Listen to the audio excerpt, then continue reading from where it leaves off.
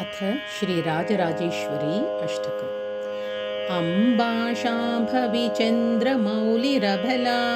अपर्णा उमा पार्वती काली हैमवती शिवा त्रिनयनी कात्यायनी भैरवी सावित्री नवयौवना शुभकरी साम्राज्यलक्ष्मीप्रदा चिद्रूपी परदेवता भगवती श्रीराजराजेश्वरी अम्बा मोहिनी देवता त्रिभुवनी आनन्दसन्दायिनी वाणी पल्लवपाणि वेणुमुरली गानप्रिया लोलिनी कल्याणी उडुराजबिम्बवदना धूम्राक्षसंहारिणी चिद्रूपी परदेवता भगवती श्रीराजराजेश्वरी अम्बा नूपुररत्नकङ्कणधरी केयूरहारावली जाती चम्पकवैजयन्ती लहरी ग्रैवेयकैराजिता वीणा वेणुविनोदमण्डितकरा वीरासने संस्थिता चिद्रूपी परदेवता भगवती श्रीराजराजेश्वरी अम्बा रौद्रिणी भद्रकाळी बगला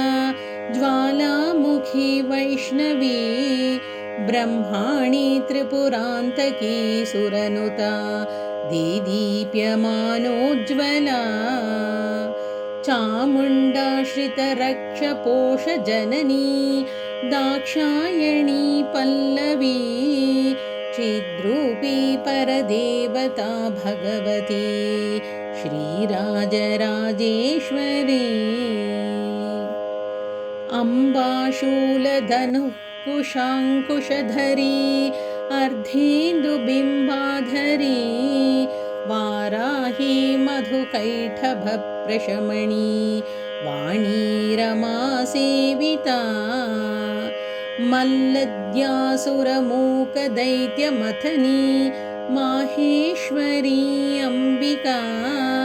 चिद्रूपी परदेवता भगवती श्रीराजराजेश्वरी अम्बा सृष्टविनाशपालनकरी आर्याविसंशोभिता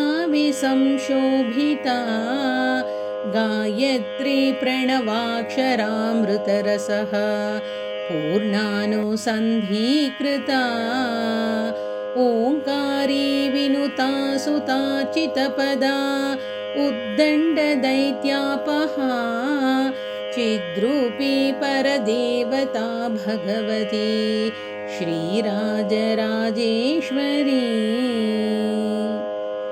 अम्बा शाश्वत आगमादिविनुता आर्या महादेवता या ब्रह्मादिपिपीलिकान्तजननी या वै जगन्मोहिनी या पञ्चप्रणवादिरेफजननी या चित्कलामालिनी चिद्रूपी परदेवता भगवती श्रीराजराजेश्वरी अम्बा पालितभक्तराजदनिशम् अम्बाष्टकं यः पठेत् अम्बालोककटाक्षवीक्षललितं चैश्वर्यमव्याहतम्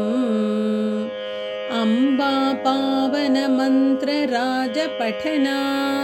दन्ते च मोक्षप्रदा चिद्रूपी परदेवता भगवती श्रीराजराजेश्वरी इति श्रीराजराजेश्वरी अष्टकं सम्पूर्णम्।